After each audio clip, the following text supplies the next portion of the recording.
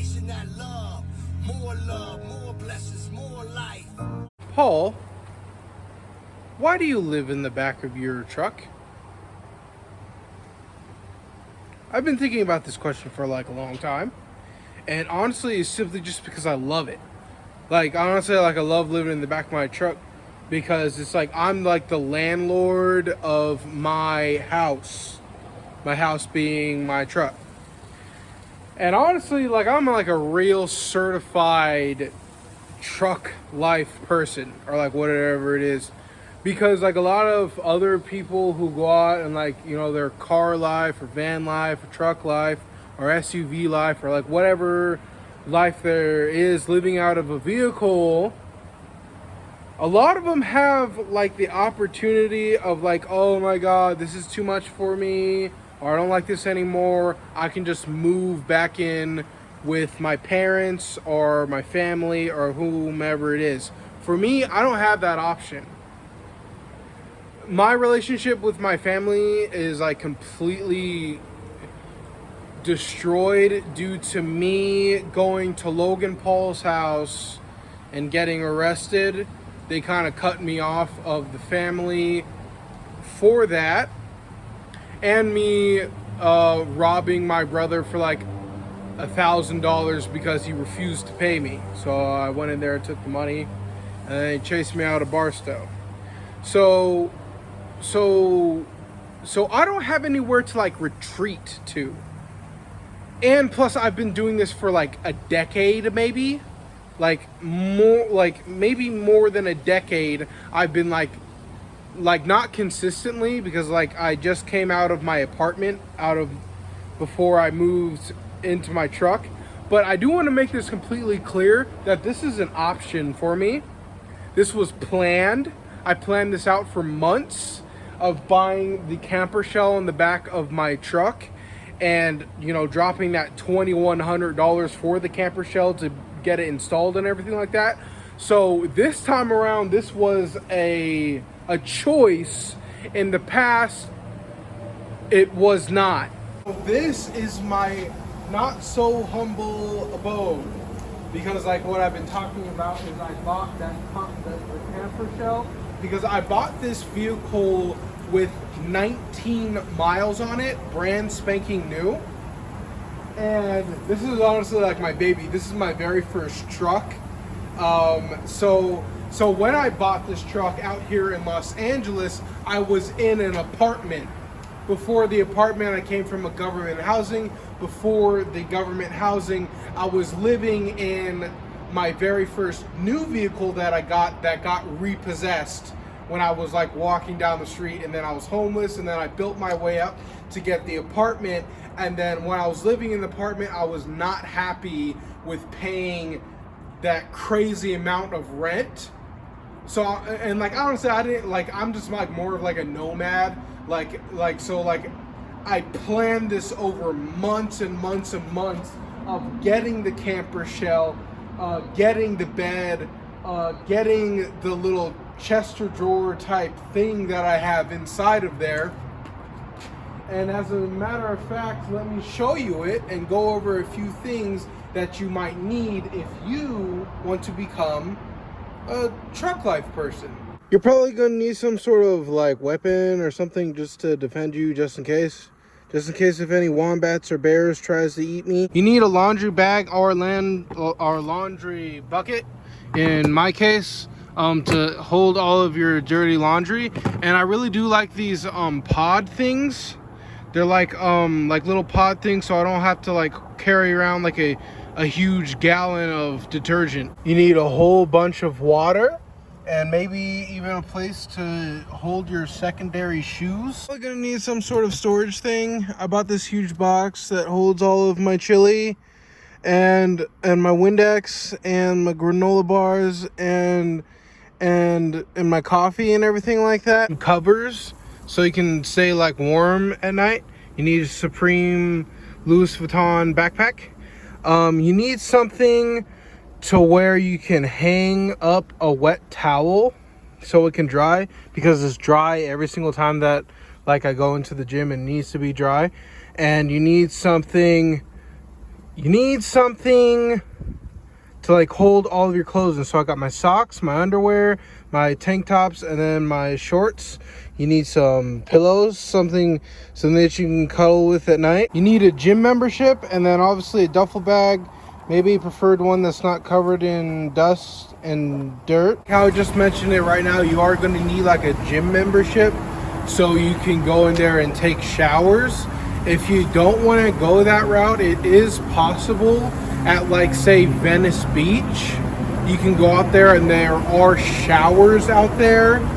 They're mainly used for showering off, you know, the salt off your body after you went swimming. But technically they are open 24 hours a day. But trust me, I've done that before in the past when I was living out of my Honda Civic, and it is cold. It's very, very cold. But it would just be a lot easier just to go and get a gym membership to where you can have freedom of access going in and out and taking a nice warm shower rather than that.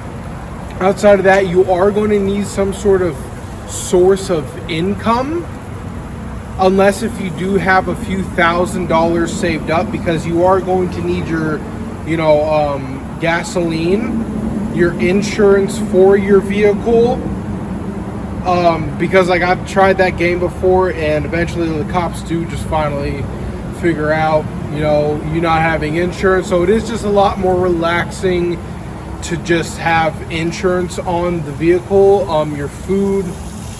So you are going to need like a source of income, and you can do, honestly, doing security is pretty easy. You just need your security guard card.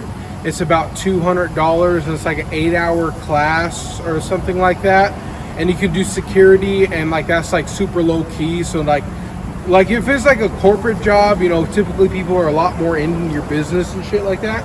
So you could just do security. If you don't want to do security, you could do like Lyft. I mean, probably not Lyft, because you might not want people inside of your house. Probably like Uber Eats or something like that, where you're delivering food to people. That would probably be like a lot easier route to make your income. And then obviously you need like a mattress. Now if you're like doing like car life,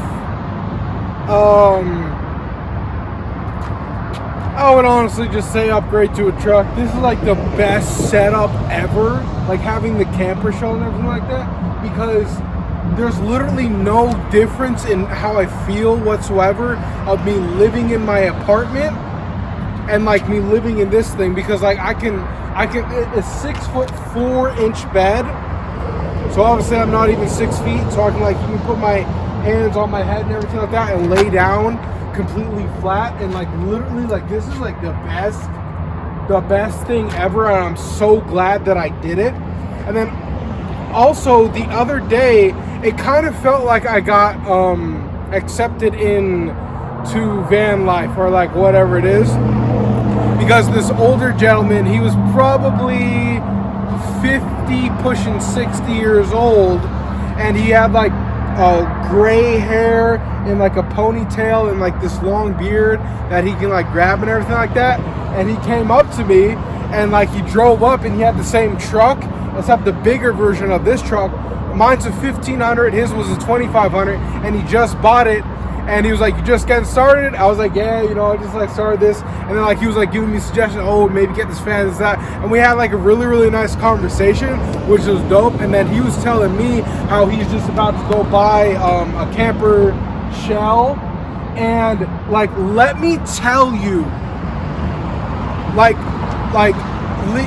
legally, I probably should say a disclaimer that being serious, this video is for entertainment purposes only, and I'm only speaking fictitiously. But like, if you are buying these things to like do this life, like buy the best shit. Like really, like seriously, like you deserve it. Like buy the best shit. Like, because like there are the camper shells that are like, it's almost made of like cloth or like a tent type material. And that's just not gonna push it. Like, because I plan on doing this for like a long time. You know, so like buy the best shit. And where was I going with this? Of like how I got introduced into the, I got like accepted in. It was awesome having that little talk with him, and he was like, everyone makes a suggestion of me to get the thing that goes under the mattress, and like you can pull out like a drawer, but like I don't. That's just not. The thing is with this whole thing is that like I did show you guys of the things that you need, of like, you know, the clothing, the clothes holder, the laundry, whatever. But at the end of the day, it really is going to be up to you to make your world. And like I can only bring you so far, because like, say if I suggest so many different modifications, maybe you might not be happy with it. Because like, say if I went and bust down the fucking $1,500 for that big drawer thing, I wouldn't be happy with it. But to a different person who suggested to me, that would make them happy. Like, do you see what I'm saying? Like it's gonna be up to you to paint your own picture. You gotta buy, like this, for me personally, Paul Frazier, this is my house setup 1.0. Now, yes, I have like been living in different vehicles, but those don't even count. This is something completely different. What I'm gonna do in the future, maybe a few years from now, when I get my new truck and my new setup, I'm going to get like an energy power box, and I'm also gonna get like an air conditioning thing set up that's gonna cost me thousands of dollars, but it's gonna be what I want, because I plan on doing this for years. And honestly, if I had a wish, the goal would be to eventually make videos that are good enough to get like a big enough audience to produce. If I'm making $5,000 a month on YouTube, there's literally no reason for me to have a job. And then from there, I can, oh my God, like I can create such great content if that happens. But that's probably a decade, maybe 2 decades down the line. But I am telling you, you gotta start living your life how you want to. Because like, I mean, oh my God, like I felt like I was like in a cage, in a box, that I couldn't breathe. Like I was going insane, living other people's lives. It was ridiculous. But with that said, thank you so much for watching today's video, and I'll see you guys tomorrow at 5 o'clock in the morning. Bye.